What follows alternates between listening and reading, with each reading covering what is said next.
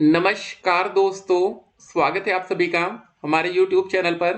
तो आज हम बात करेंगे डीएलएड एडमिशन 2025 लेटेस्ट अपडेट के बारे में।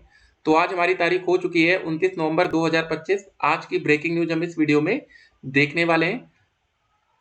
तो यहाँ पर आप देखिए, ऑपरेटर सहायक रहते किया डीएलएड प्रमाण पत्र निरस्त हो गया। जी हाँ दोस्तों, क्या अपडेट है पहले यहाँ पर देखिए। होता क्या है, आजकल बहुत से बच्चे डीएलएड करना चाह रहे हैं, लेकिन उसके साथ कुछ और भी कोर्सेज उनका हो रहा है। ठीक है, कभी भी पकड़े जाएंगे तो फिर दिक्कत होगी। देखिए, शिकायत पर सचिव परीक्षा नियामक प्राधिकारी कार्यालय ने कार्रवाई की है। यहाँ पर आप देख सकते हैं हुआ क्या है। बेसिक शिक्षा अधिकारी कार्यालय मुजफ्फरनगर में जिला समन्वयक के पद पर कार्यरत रहते हुए अंकुर कुमार ने डीएलएड का प्रशिक्षण प्राप्त किया। इस अनियमितता की शिकायत होने पर परीक्षा नियामक प्राधिकारी कार्यालय ने मेरठ के निजी बीटीसी कॉलेज से अंकुर कुमार को जारी डीएलएड बैच 2018 का प्रमाण पत्र निरस्त कर दिया। तीनों मामलों में सिर्फ ठीक है बीन गिवर है। परीक्षा नियामक प्राधिकारी कार्यालय एलनगंज ने पिछले 4 महीनों में 6 ऐसे प्रशिक्षुओं को डीएलएड प्रमाण पत्र निरस्त कर दिया है, जिन्होंने कहीं नौकरी करते हुए या कोई दूसरी नियमित कोर्स के दौरान डीएलएड भी किया है। ठीक है, फरहत अहमद ने तो बेसिक शिक्षा अधिकारी रामपुर का फर्जी जाति प्रमाण पत्र लगाकर बीटीसी प्रशिक्षण कर लिया था।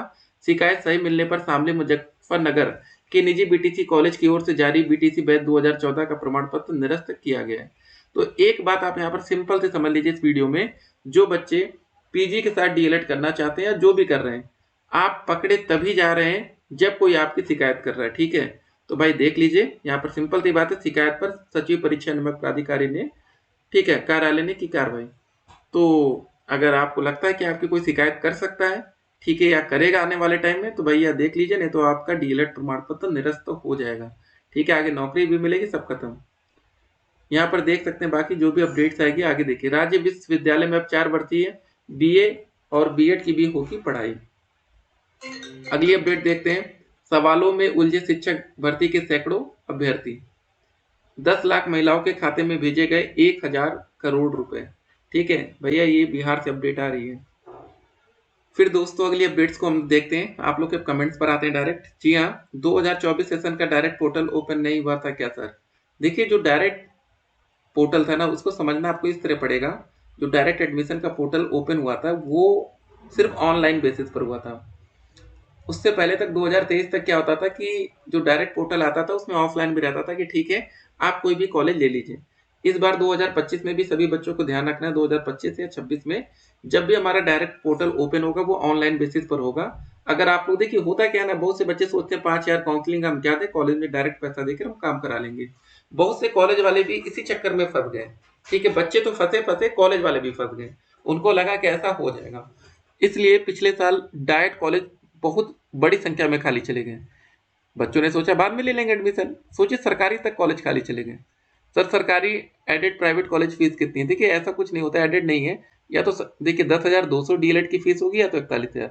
बाकी प्राइवेट कॉलेज में आप कंसेशन करा सकते हैं। सर एक डैट वाराणसी चाहिए, मैं केवल एक ही डालूंगी, ओबीसी में 235 है। अगर नहीं मिला तो डायरेक्ट प्राइवेट में काउंसलिंग फीस कट कर देना होगा। ठीक है, पहले आप एक डालिएगा, नहीं मिलता है तो सेकंड राउंड के लिए आप ट्राई करिए। सेम प्रॉब्लम कब तक साइट सही होगी पता नहीं। देखिए साइट्स चल रही है, देखिए आप लोग अपना ब्राउजर चेंज करिए। ठीक है, अगर आप गूगल क्रोम यूज कर रहे हैं तो मोजिला फायरफॉक्स या कहीं और ट्राई करिए, चल रही है साइट में, दिक्कत नहीं है। सर 700 रुपये कब देना होगा और कहाँ? ये तुरंत आपको रजिस्ट्रेशन जैसे पार्ट 1 करेंगे उसके बाद पार्ट 2 में आपको 700 रुपये देना होगा ऑनलाइन।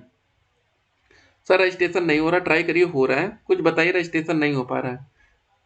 ऐसा कुछ नहीं है, सब कुछ सही चल रहा है, आप लोग कोशिश करिए। फरवरी वाला सीटेट दे सकते हैं क्या न्यू डीएलएड वाले?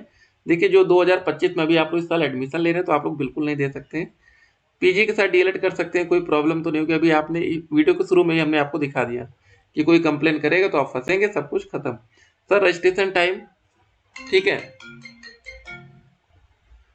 तो क्या है कमेंट यहाँ पर देखते हैं हम लोग। सर रजिस्ट्रेशन टाइम हम टोटल मार्क्स में पूरे 6 सेमेस्टर 3600 मार्क्स ऑब्टेन और इतने कर रहे हैं तो भी परसेंटेज 69.6 आ रहा है, और अगर 1000 में टोटल 696 कर रहे हैं तो भी इतना ही आ रहा है।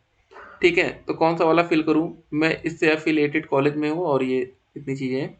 ठीक है, तो दिया है। सर प्लीज बताइए कौन सा वाला फिल करूं, टोटल नंबर इतने इतने इतने इतने।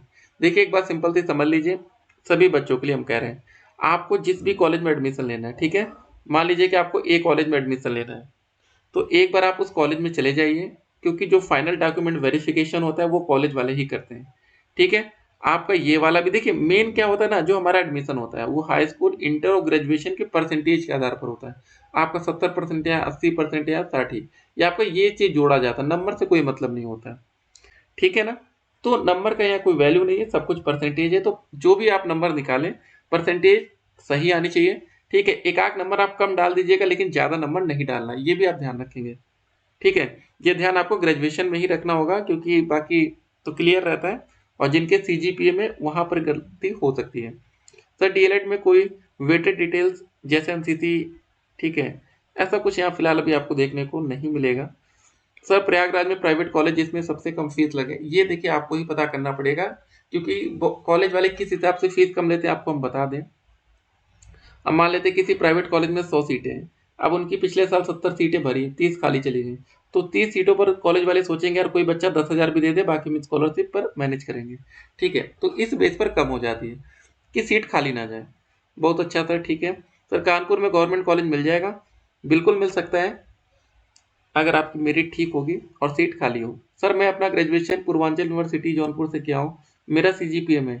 ठीक है, तो वही बात है, सभी बच्चे नंबर को लेकर परेशान है, नंबर से ज़्यादा इंपॉर्टेंट आपके परसेंटेज है, उसको ध्यान दीजिएगा।